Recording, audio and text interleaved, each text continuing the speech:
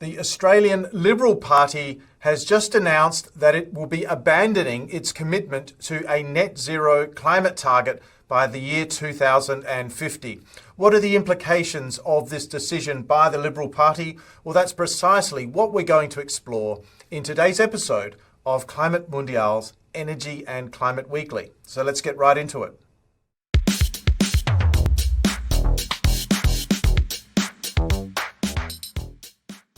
By way of background, the Liberal Party in Australia is currently part of the opposition, having lost power in the year 2022 and then having subsequently lost an election, a federal election, in May of 2025.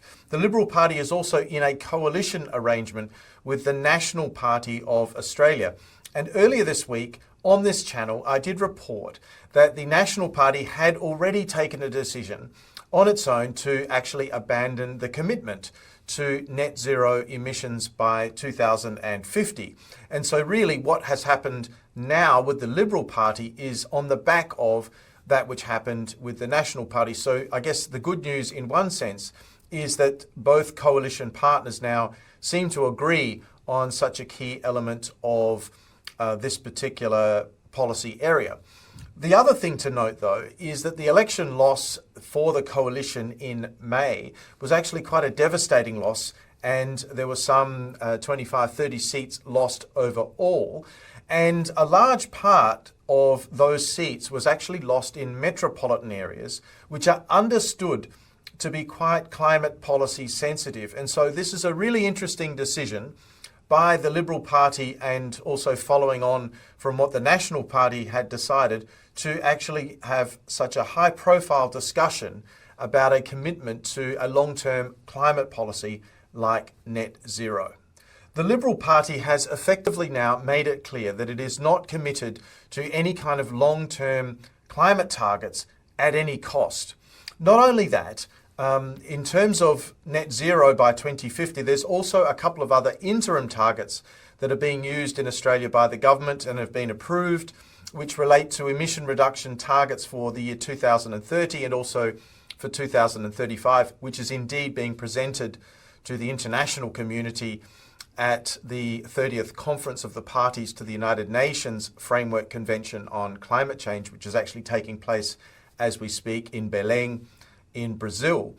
And the issue about cost was front and centre in the discussion and the press conference which emerged after the Liberal Party meeting, where the opposition leader, Susan Lee, and also the energy and climate spokesperson for the party, Dan Tehan, went through the priority to make energy more affordable for Australians. There's a broader concern as part of an overall increase in the cost of living in Australia, that energy prices are too high, not just for households, but also for businesses.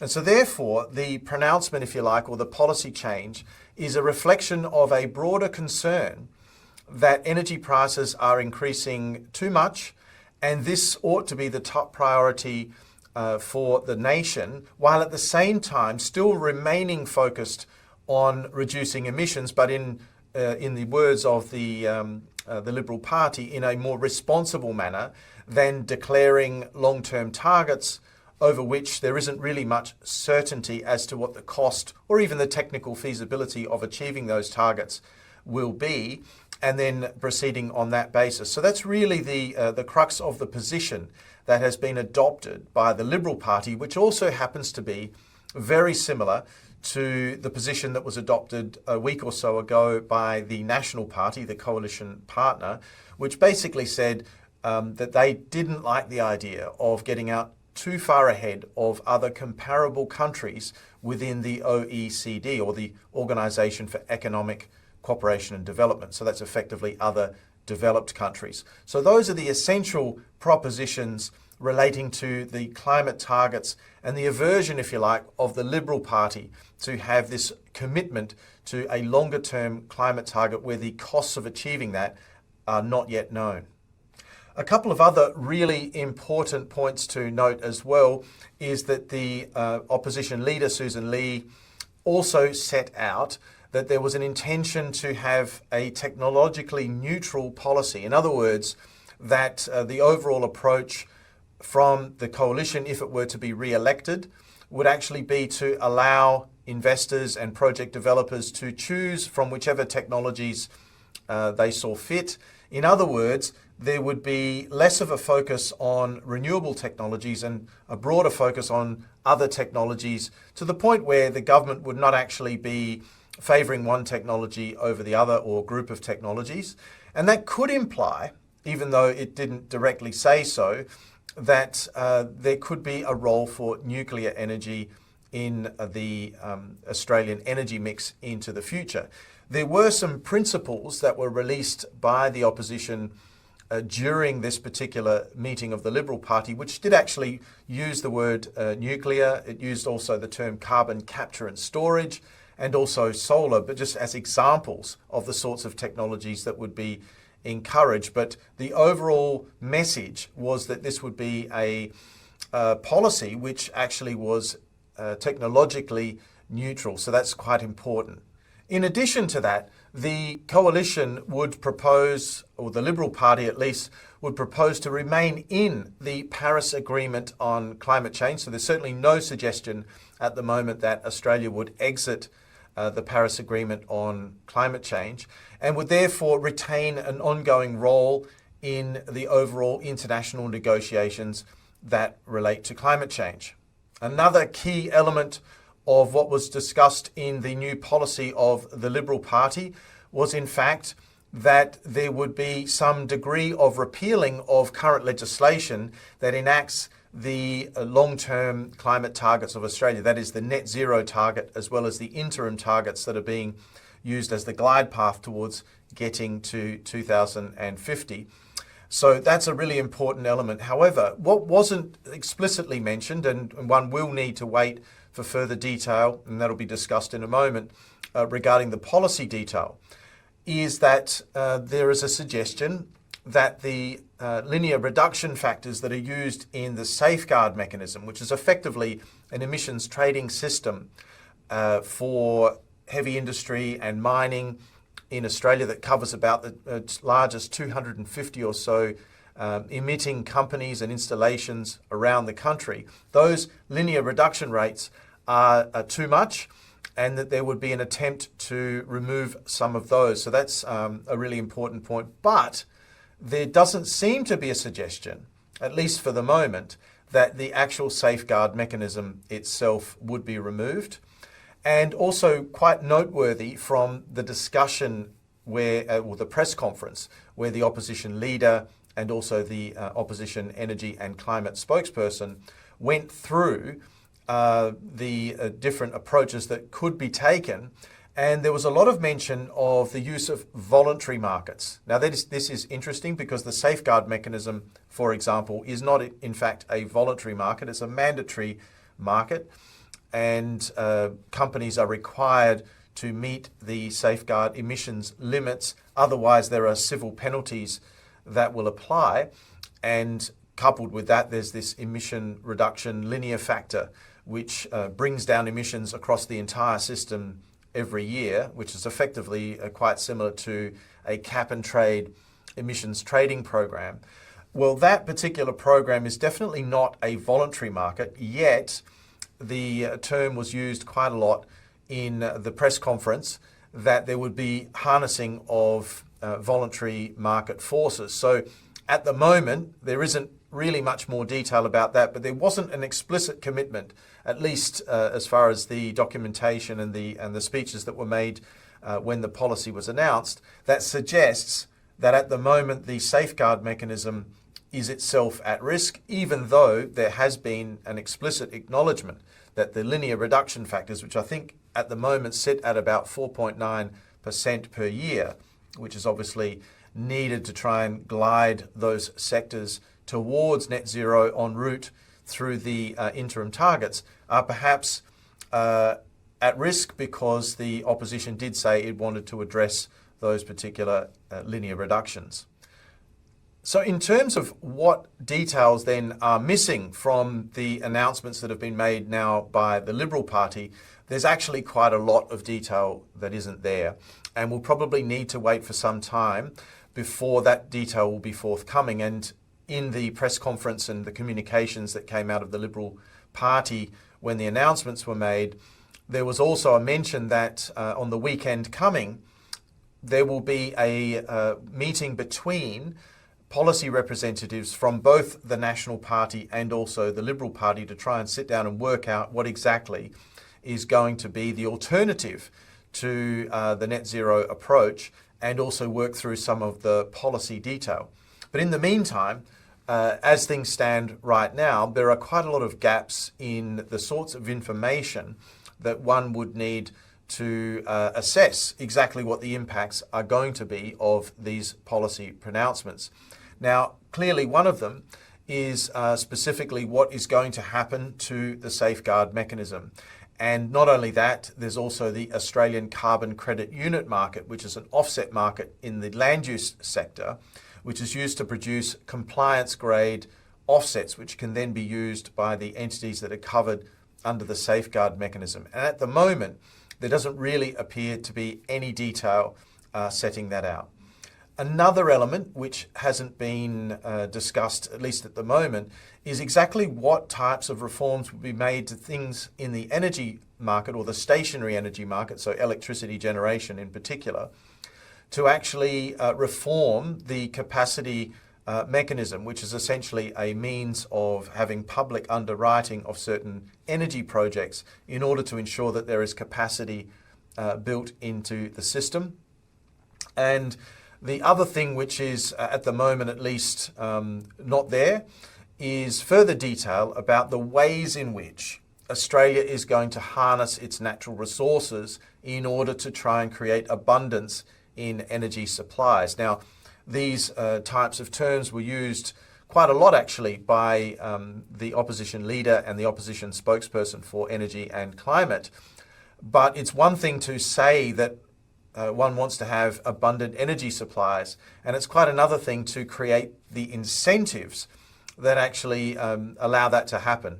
And that will also have to deal with the broader issue, which is that a lot of the energy resources, in particular gas, which is harnessed and produced in Australia, is actually more attractive for the producers of that gas to export. And so that is a primary concern which will need to be addressed. And at the moment, there really isn't any detail contained in the documentation and certainly the details that were shared in the press conference. So we'll have to wait for that. To be fair to the Liberal Party, I think what's happened is the Liberal Party had intended to probably spend more time on developing these policies. That is quite a fresh thing, because the election, which was lost, was only about 6 months ago, and I think the Liberal Party had in mind to spend another 6 months or so working on the policy details before then finalising something during 2026. But it's really the first step being put forward by the National Party, which has probably forced the hand a little bit of the Liberal Party. And so therefore, when we look at the policy detail right now, it's very difficult to say that this is a full policy suite at this point in time. There's not really much information about the incentives. You know, one can use the term voluntary markets and voluntary market forces, but that doesn't really tell us much about exactly what incentives will be applied to ensure that there are at least some reasons for companies to invest in lower emission activities. And of course, the Liberal Party did say that it wants to achieve, notwithstanding the abandonment of the longer term targets, it wanted to achieve year-on-year reductions in emissions, and it was very confident that it would be able to do that by adopting this technologically neutral approach. But at the moment, there really isn't the sufficient level of detail that would allow an assessment, a proper assessment of the credentials, if you like, of that policy just at the moment. So finally, the analysis of what we've seen this week from the Liberal Party. Well, In principle, one of the benefits of the Liberal Party taking this position and declaring an opposition to the concept of long-term climate targets, and in particular net zero by 2050, is it means that, at least for the time being, there is consistency in the policies of both the National Party and the Liberal Party, and therefore the coalition doesn't appear any longer to be at risk of any kind of breakup. So that's probably a good thing also for the country, in the sense that a strong opposition is able to hold the government to account. If the coalition had broken up, there'd be very little prospect that either of the two parties on their own could have launched a real challenge to the Labor Party for at least the next election, and probably the one after that. So in that sense, it's probably healthy for the country to have the coalition together. So it's really, this announcement has dealt somewhat with the issue of a potential breakup of the coalition. However, it's also important to point out that the loss at the federal election in May of 2025 was so big that it's going to be taking a long time for the coalition to make their return to power, if you like. So there'll be another federal election in 3 years' time, or 2.5 years' time, although there's a lot of ground to make up. So it's quite possible that it won't be an election victory in the next election for the coalition, but possibly the one after that. But either way, these policy positions that are coming out from the Liberals and previously from the Nationals are really opposition policies and don't necessarily influence the concrete policies that affect day-to-day markets that are already in place across Australia. So that's a really important point to make. But in the background, there is going to be some discussion and debate, which is going to affect the public discourse on these issues, and it's going to affect the perceptions of industry, albeit that the regulatory regime and the legal regimes are not necessarily at risk of being changed anytime soon. The other thing to point out here, which is quite an important issue, and that is that a lot of the focus of this discussion from the Liberal Party, and also what was shared last week by the National Party, is very stationary energy focused. And when I say stationary energy, I'm referring to electricity market focused. And that's understandable because there's been a real focus on the rate at which electricity prices have been escalating. There were commitments made by the Labor Party before they regained power in 2022 to bring prices down, and those commitments have not yet been delivered. So you can understand why there's a focus on stationary energy and electricity.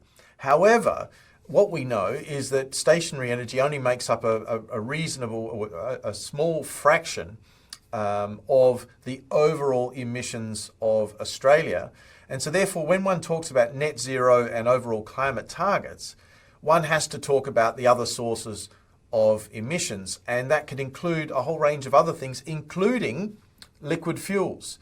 And as we've mentioned before on this channel, there is an issue in Australia about the security of supply of liquid fuels. So we're talking about things like gasoline, about diesel and distillates. We're talking about also the use of aviation fuels for flying and things like that. Is that Australia is particularly reliant on imports of refined product and also crude oil for the remaining two refineries in Australia. And this is really outside the whole topic of electricity generation. So the observation that I make is that the Liberal Party's policy pronouncements were very much focused on, it's not exactly a tiny percentage of overall emissions, electricity generation. It's quite significant, but it's certainly not the entire footprint of Australia.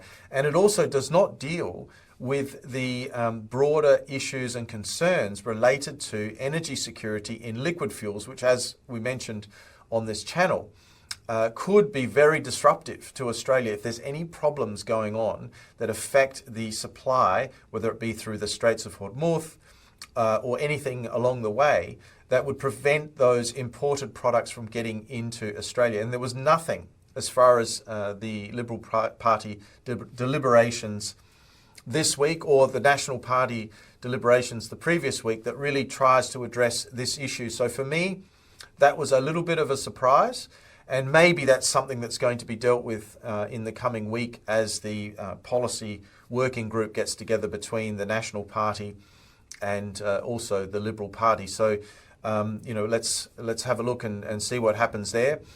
The other really important thing from a political perspective is also to say that for as long as it takes for the coalition to actually define what these policies are that are going to implement what seem to be reasonably laudable objectives, it's not going to be possible for the broader market and also for the community to understand how the coalition, and particularly the Liberal Party, proposes to deal with some of the contradictions in the approaches that have been put forward. For example, how does one use voluntary market forces and still be sure that emissions will be reduced and that there will be deployment of new technologies if there are not any kinds of regulatory compliance-based incentives that make those sorts of things happen or incentivize those sorts of things.